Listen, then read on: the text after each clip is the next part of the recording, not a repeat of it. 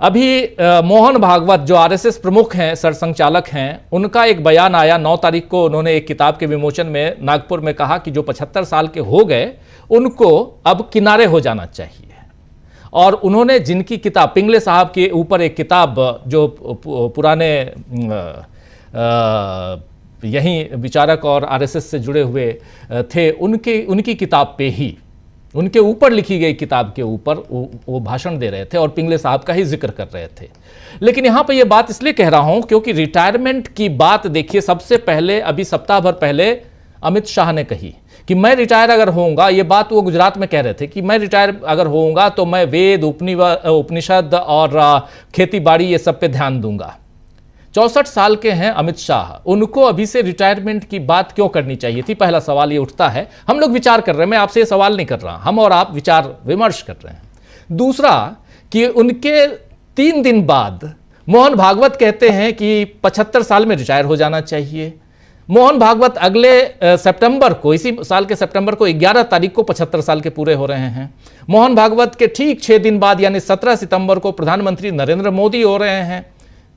मोहन भागवत के लिए भी कोई संवैधानिक मामला नहीं बनता है यहां पे, न ही मोदी जी के लिए संवैधानिक मामला बनता है कि आप लोग 75 साल के हो गए तो आप अपने काम से रिटायर हो जाइए। देश के संविधान में ये तो लिखा नहीं है कि आप हो जाइए। लेकिन ये मामला थोड़ा राजनीतिक तौर पे आपसे समझना चाहता हूं कि ये मामला रिटायरमेंट का आरएसएस और बीजेपी के लोगों के जरिए आखिर अभी अचानक क्यों आया है? क्या ये एक तरह से प्रेशर पॉलिटिक्स है नरेंद्र मोदी के ऊपर या कुछ और है?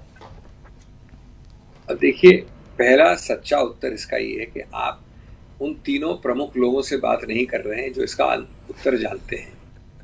3 लोग हैं, 2 वक्ता और तीसरा शायद दुष्प्रभाव सहने वाला व्यक्ति। आपको एक बार तीनों से ही उनकी मंशा या उनका सही मायने पूछना पड़ेगा, अदरवाइज जो भी मैं कहूंगा वो तो अटकल है। आप भी जो कह रहे हैं अटकल ही रहे जी। नंबर 2, इसमें एक तो बड़ा स्पष्ट चीज है जो लोग भूल गए हैं। अगर मैं आपको बड़े सुनिश्चित भाव से ये 75 वाली घोषणा करके मार्गदर्शक मंडल भेज देता, उसके कुछ भी कारण हो, और आप वहां बैठे हैं, पदासीन हैं मार्गदर्शक मंडल में, बेरोजगार भी हैं वहां पर, तो वही सिद्धांत तो फिर आमतौर पे आडंबर अगर हट जाए तो आप पे भी लागू होना चाहिए जी। इस बात को तो भूल गए आप। और अगर 3 महीने बाद आप उसको लागू नहीं करते हैं तो पूरा आडंबरित है, पूरी तरह से आडंबर है, दोगली भाषा है। क्योंकि जिन 2 पोस्ट की आप बात कर रहे हैं वो तो सबसे शीर्षस्थ स्थान है भारत में जी। एक औपचारिक सरकारी और एक अनौपचारिक सबसे ज्यादा प्रभावशाली है जी। तो दूसरा, इसका तीसरा उत्तर होगा कि भाई अभी आपको ट्रेलर मिला है, पिक्चर के लिए थोड़ा 2-3 महीने रुक के देखना पड़ेगा। लेकिन सीधा जो मेरा पहला सिद्धांत है उसकी आपका उल्लंघन कर रहे हैं आप सितंबर के बाद, अगर आप उसको नहीं अनुपालन करते हैं। चौथा, इसमें ये पहलू होगा राजीव जी के, अब ये अटकल की बात है, जैसे मैंने कहा किसी रिलेवेंट आदमी से बात है, मैं तो बिल्कुल ही बाहरी आदमी हूँ इसके लिए, लेकिन ये संकेत हो सकता है मेरे द्वारा आपको,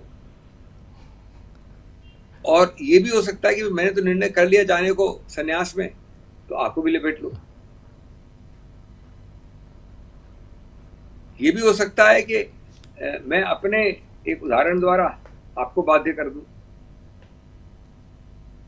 तो इसे सब, और 3 ऐसे शीर्षस्थ लोग इतने कम समय में आपस में बोले, ये कोई, जैसा कहा गया जेम्स बॉन्ड की उस फिल्म में कि first time is happenstance, second is coincidence, third is enemy action जी। जेम्स बॉन्ड ने कहा था एक फिल्म में जी जी। तो ये जो त्रिवेणी है, ये थोड़ा सा जरा मुझे अजीबोगरीब लग रहा है कि एक वक्त सबको याद आ रही है रिटायरमेंट। खैर, शाह साहब के विषय में तो राइज ही नहीं करता है किसी रूप से जी, 11 साल दूर है वो। बिल्कुल सही आप कह रहे हैं। इसीलिए ये अचानक शाह साहब, उनके बाद फिर भागवत साहब, इन लोगों ने आखिर रिटायरमेंट की बात क्यों करने की शुरुआत की है, ये महत्वपूर्ण है। जबकि 75 साल वाला जो जन्मदिन है वो नज़दीक है और उससे पहले ये